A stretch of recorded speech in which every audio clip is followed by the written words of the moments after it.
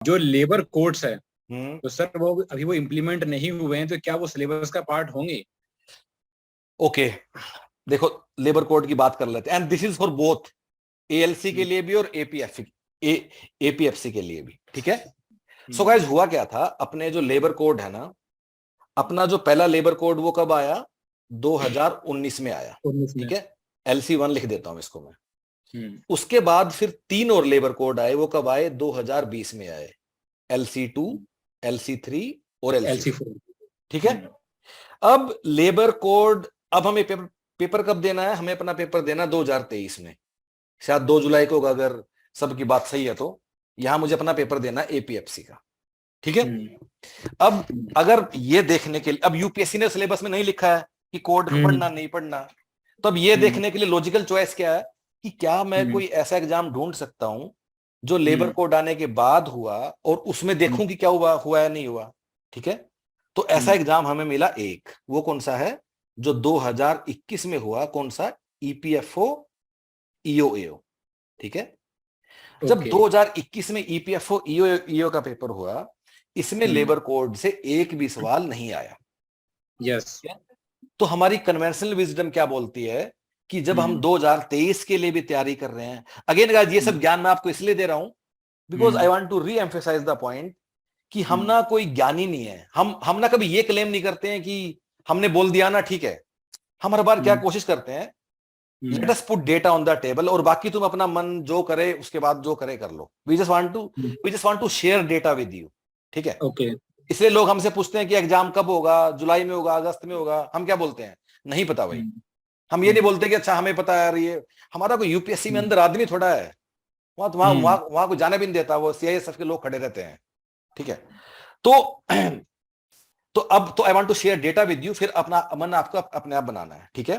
तो conventional wisdom ये बोलती है कि लेबर कोड आ जाने के बाद भी जो पेपर हुआ उसमें लेबर कोड का एक भी सवाल नहीं आया, तो 2023 के लिए भी हमें लेबर कोड नहीं करना है। ये तो पहली बात होगी।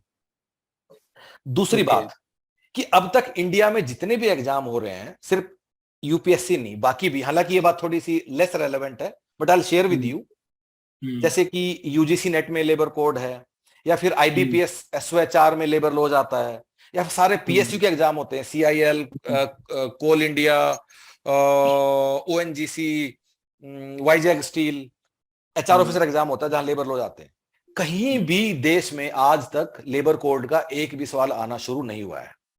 इसका एक रीजन ये भी हो सकता है कि लेबर कोड इंप्लीमेंट ही नहीं हुए हैं, ठीक है। नाउ माय लास्ट आर्गुमेंट, और ये सबसे इंटरेस्टिंग बात लगती है कि इसका मुझे कोई सोल्यूशन मतलब अगर बताया तो मुझे बड़ी खुशी होगी, ठीक है। अब जो हमारे लेबर कोड क्या है कि कुछ ऐसे एक्ट थे, ठीक है, कुछ ऐसे, सॉरी नहीं, इसको मैं दोबारा से करता हूं, ठीक है।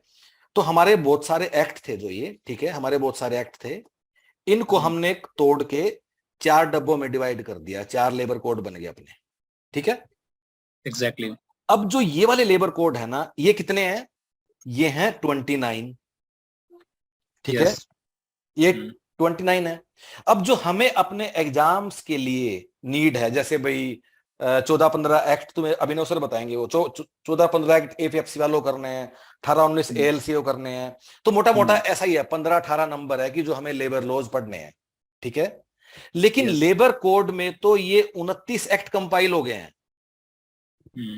तो अब मुझे बताओ कि अगर तुम में से कोई लेबर कोड पढ़ना शुरू भी कर देगा, तो इसमें से वो कैसे डिसाइड करेगा कि मैं कौन से 18-19 एक्ट, क्योंकि ये तो कंपाइल्ड वर्जन है, बिल्कुल करेक्ट।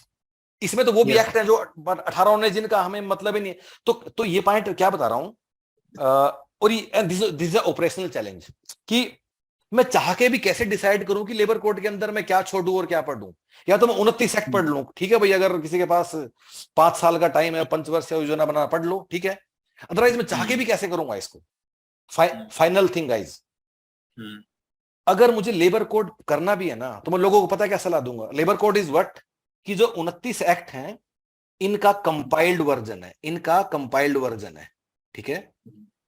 तो मतलब 29 छोटी छोटी पतली किताबों को 4 मोटी किताबों में बदल दिया, ठीक है।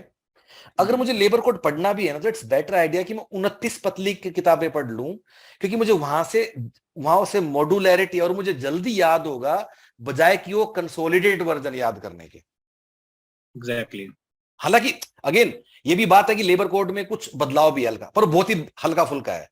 कंपाइलेशन का हल्का फुल्का चेंज भी, ऐसा नहीं कि उसमें लेबर ट्रेड यूनियन का रिकॉग्निशन का प्रोविजन है, लेकिन बहुत ही हल्का फुल्का है।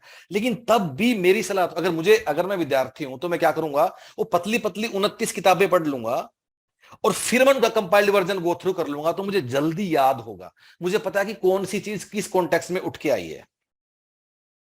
ठीक है, ओके। तो मैंने बिल्कुल आपको ना डिटेल्ड बात बता दी है।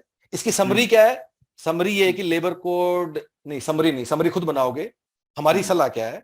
हमारी सलाह ये है कि लेबर कोड अभी नहीं छूना है, पुराने लेबर एक्ट ही पढ़ने हैं। प्लस लेबर कोड में कुछ नए प्रोविजन क्या आए हैं, चेंजेस क्या हुए हैं, वो डेल्टा पढ़ना है, जो कि 8 से 10 पन्ने का ही कंटेंट है, बस वो देख लेना एक बार। Okay sir, okay. This is the best thank which you we sir. Can suggest.